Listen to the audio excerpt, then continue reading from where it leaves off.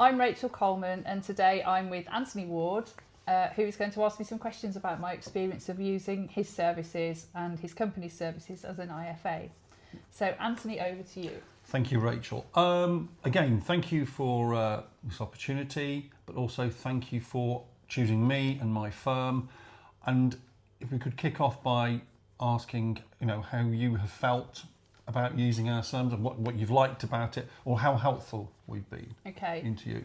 Well, it was a big decision for me because I've just exited a business, and for the first time really I've had some money that I need to deal with, and it's a large sum of money and I've got to survive on it for the rest of my life.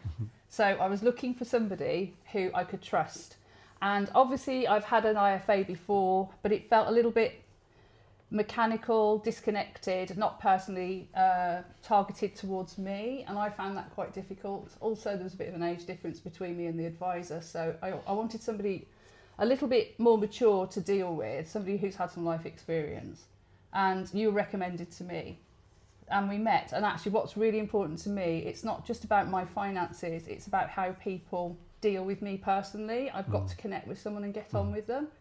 So when people say people buy from people, they really do. You've got to, and this is a good opportunity, having somebody independent, finding the right person. And as soon as we started chatting, I knew that I could trust you and that you'd be a good fit in terms of my finances. Another thing I really like is the flexible options you offered me. Yeah, thank you. So as I mentioned to you when we first started talking, Rachel, we do strive to provide it's often used the phrase, or often overused, the personal service, but everybody is different, but there are also some similarities that follow through from that. But it's very important, and I think we always have done, is taking that time to understand what your requirements were, because I remember, and I hope you don't mind me saying, it was quite a daunting process to think all of a sudden I'm coming out of my business, I have got a large amount of money, but it has got to last me, and it felt like it is. It's a junction in life, isn't it, or a life-changing position. And I felt as though we certainly got on, and we've been able to start you off on that path and make you feel comfortable, because it's very important that you do feel comfortable, have confidence in the finances, and you shouldn't feel daunted, because it's fair to say we come across an awful lot of people, and particularly women, who find it quite a daunting process or lack the confidence to, what I would say, is confront or engage with the financial planning element of their families' lives, or even their own lives. Since if they go through a thing like yourself, selling their business, it could be for other reasons as well, be it divorce or death. It isn't daunting, but more importantly, the people you approach to talk to about that, to try and help you, you should feel very comfortable and gain confidence from them very quickly. And if you don't, then I think you should keep looking. But I think it's very important, because the more confident people are, the better outcomes will come. I agree, and I think as a woman, I think women are not really used to dealing with their own finances in many situations. Yeah. Me included. I mean, I've been through a divorce as well, so I was launched into having to look after myself and my family a few years ago. But even so, I didn't have the confidence to deal with the sort of money that was coming to me, and in the stages it's coming, to make sure that I felt comfortable. And as you know, I've panicked a few times and had to go over it with you again, and you reassured me, having given me 6 different options as to how to go forward with this, to make sure my money was going to work for me, that you reassured me every time. And I think some people don't want to ask questions and sound silly, and I am one of those people. So you just don't ask. But actually, no question is a silly question, and I've always been made to feel by you that that's the case. So I'm quite confident that I can pick up the phone or drop you an email, and you will get back to me. And that's what I really appreciated. As you know, it's very important for us to a high level of service, but going back to that point of asking the questions, I'd like to think that I approach it, or we approach it, in the way that we cover the topics that save you having to answer that question, but you feel comfortable that question's been answered. And we don't certainly know what, and we encourage people, as I did, encourage you to say, do you understand that? Have you got any questions? What about if you did it this way? Or what about if circumstances change? Because what we can say for certain is in the years ahead, there will be another change of circumstances that sitting here today, we're not aware of, but you need to have the confidence that your finances and your plans that you've put in place will be able to adapt for you and your family and how you want to live your life. I have thought about that as well, and actually flexibility, because life does change. We know that all the way through, and sometimes it throws curveballs in your direction as well. So having the flexibility, I know if my circumstances changed, I could turn to you and say, look, this has happened, and I now feel confident that you would steer me in the right direction of how to deal with it. Yeah. And I think I was daunted initially to get in touch with anyone regarding finance, because I've had a really bad financial experience in the past at the hands of somebody that basically managed to get their hands on quite a large sum of my money, and I lost it. So I've got that side to me as well. It's a big trauma for me to go through this. So to actually find somebody trustworthy, and also, you know, personally, you give a very personal service to each person, as you've already said. And to me, I've just felt so much happier since you've explained things. And when I say asking silly questions, you do explain everything very clearly. But I'm an overthinker, and I think a lot of us are. And no matter what someone tells you, sometimes you need that little bit of reassurance that things are okay. And I know that I've never had any issues in almost crying down the phone to you because I'm feeling a bit stressed about something. So yes, it's really important to get the right person. And I also think the other point is stress, and I've experienced it before, why people have taken a while to come around to taking on advice or speaking to us. It's that fearing they can't approach someone, or having the confidence to approach. And I feel that in any form of life, I'm approachable, I'd like to think, but very much so in the situation of where we are dealing with somebody's finances and their financial future. But more importantly, if you bring it back down to basics, you are the customer, you are the client, and so we should be approachable, we should be available, and we should be providing that service that you're paying us for. Absolutely. But another thing I wanted to point out is that what you offer to me also is jargon free, and I think a lot of companies try and baffle you with jargon to make themselves sound a little bit more, I don't know, highbrow than they actually are.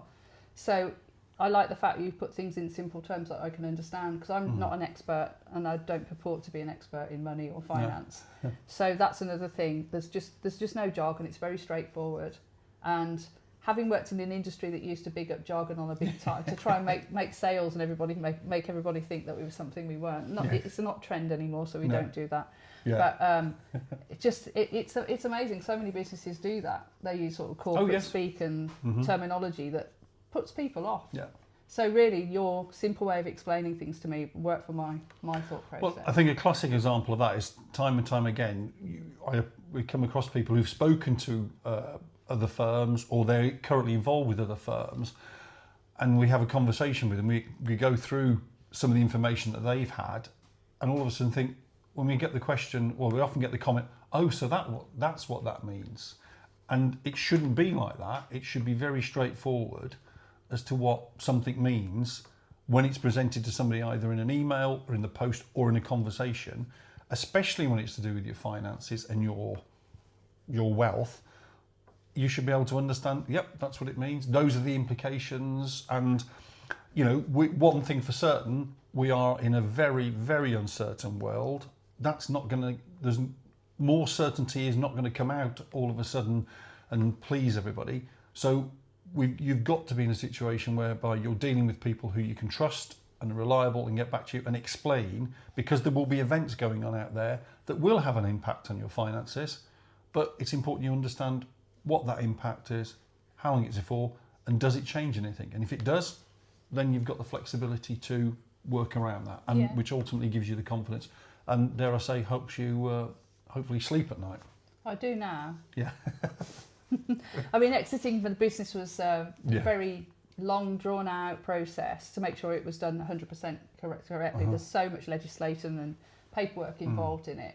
And even getting up to the last minute, signing those final documents was so incredibly stressful. And then to have to then deal with something else on top as well, something as crucial as your finances.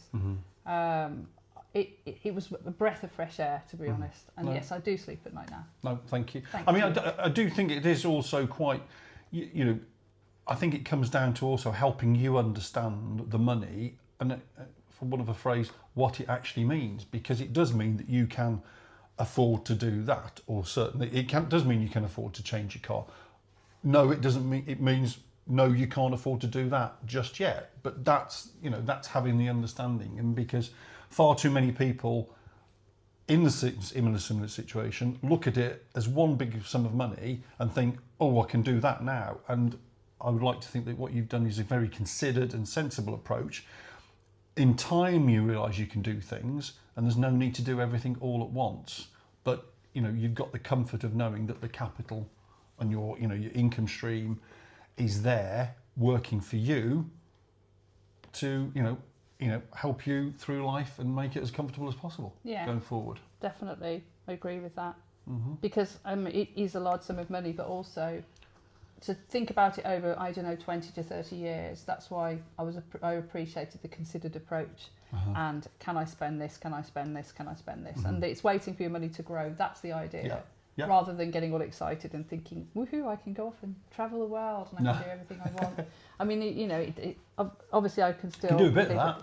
Yeah, exactly. Well, I have, haven't I? Yes, you have. You did say to me at one point, just book the holiday, don't worry about it.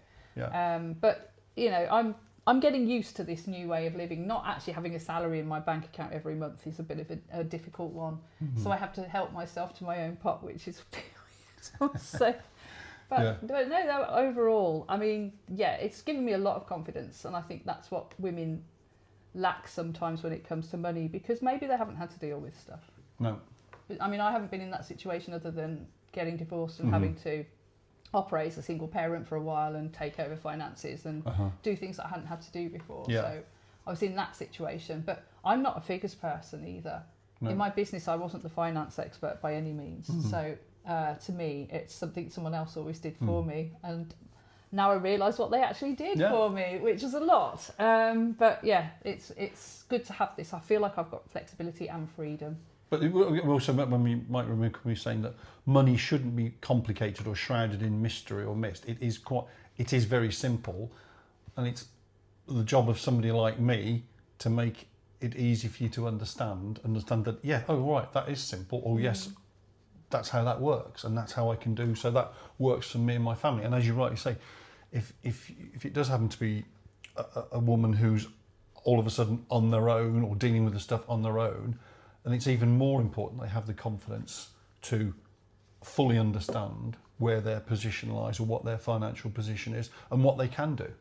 Yeah, because I think particularly a lot of these situations are stressful moments in life that they happen.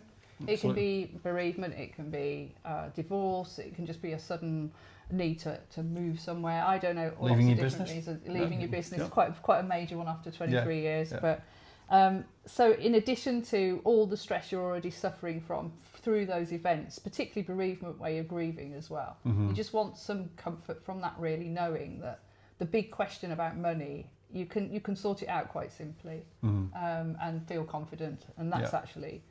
Yeah, the exit thing was a big thing. It was a 5-year plan in the making. And when you're sort of set free, you think, I've got all this freedom. What am I going to do with it now? And then you've got this, how am I going to deal with my money? Now that's going to be a big deal, because that actually makes the difference between being able to plan what I want to do and not. Yeah, absolutely. So, and having hopefully, I think we have today brought the confidence to the table for you.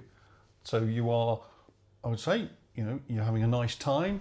You're not missing work, I would say. I think I'll confidently say that.